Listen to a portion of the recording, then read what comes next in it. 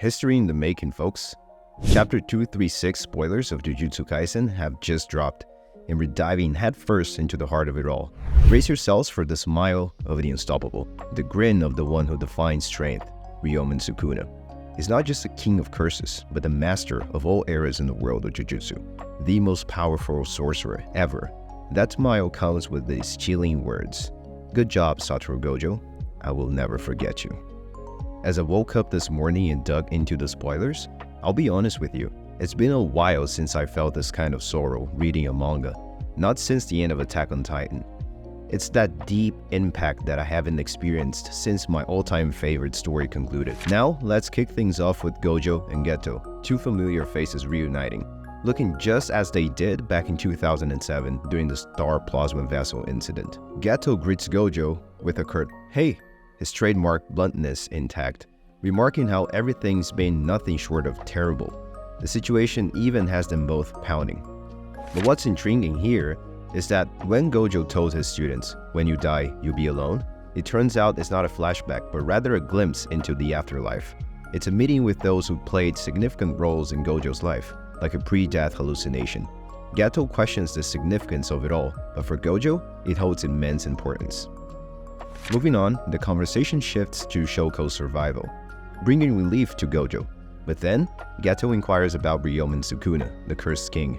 How did Gojo fare in battle? Surprisingly, Gojo, against the odds, admits that Sukuna is a formidable opponent. He even expresses doubt about defeating Sukuna if he weren't inside Megumi's body. This confession leaves Geto visibly surprised. Even someone as strong as Gojo admits Sukuna's might. Satoru explains that he gave his all, utilizing every ounce of his talent, honed skills, and powers. He hoped this would reach Sukuna, and it's clear that Satoru Gojo understood Gojo and Sukuna like no one else did. He knew exactly what Sukuna felt. Gojo had hoped that this would touch Sukuna's heart, admitting that he found it all fun. It's amusing that the greatest joy in Gojo's life was found in his death, in his defeat. It was a moment when he felt truly alive, perhaps to escape the burden of being the strongest, of loneliness, and the weight of the world on his shoulders. It allowed him to experience humanity to the fullest, something he may have doubted at times in his life. This is love, an explosion of emotions, only attainable by another power equal or even superior to his own. It's a sensation that makes a man feel truly alive. Gojo expresses happiness that his end came at the hands of someone stronger, not due to disease or old age. Nanami and Haibara also joined the conversation. Nanami finds Gojo's words somewhat repulsive. In his human life, Gojo resembled more of a samurai general. Haibara adds that everyone noticed it but preferred not to voice it out loud. Nanami acknowledges his sympathy for Gojo but refuses to justify his death. This sentiment suffices for Satoru, who thanks his colleague. Curiosity piqued, Gojo asks Nanami about his final moments, about what he felt. Nanami shares that Mei suggested something to him. Go north if you're seeking a new self, or head south if you want to remain as you are. Without hesitation, Nanami chose south, recalling that his final moments weren't all that bad, thanks to Haibara.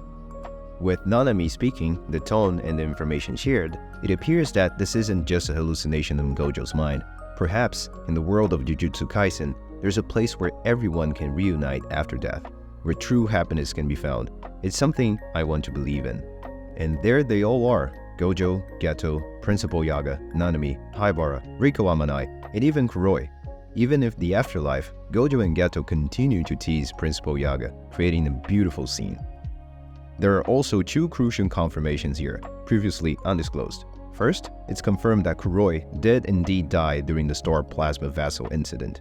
And second, most importantly, Nobara Kugisaki is 100% alive. Now, I've got a theory about how Sukuna might face even more challenges from here. Stay tuned for my upcoming video, where I'll delve into the story. Let me know in the comments if you'd like to hear more about it. As the manga takes us back to the battle scene, Sukuna stands tall, while Gojo's lifeless body lies cleaved on the ground, the strongest sorcerer of the modern era.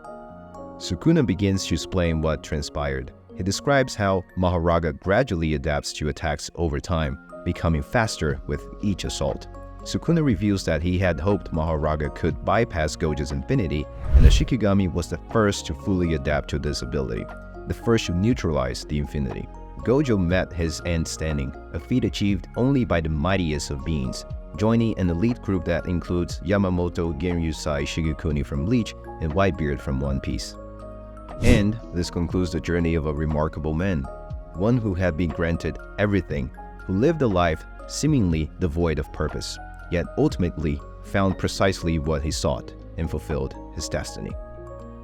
After Sukuna's final words to Gojo, with no remorse, no emotions, no tear shed, and not a hint of regret, the Thunder God, Hajime Kashimo, steps onto the battlefield to continue the fight. It's not over yet. That wraps up this quick review of Chapter 236 spoilers from Jujutsu Kaisen. It's been a challenging chapter for Gojo fans, and even though I anticipated this, it still hit me really hard. But don't forget to like this video and subscribe to the channel so you don't miss out on any of the JJK universe. Until next time.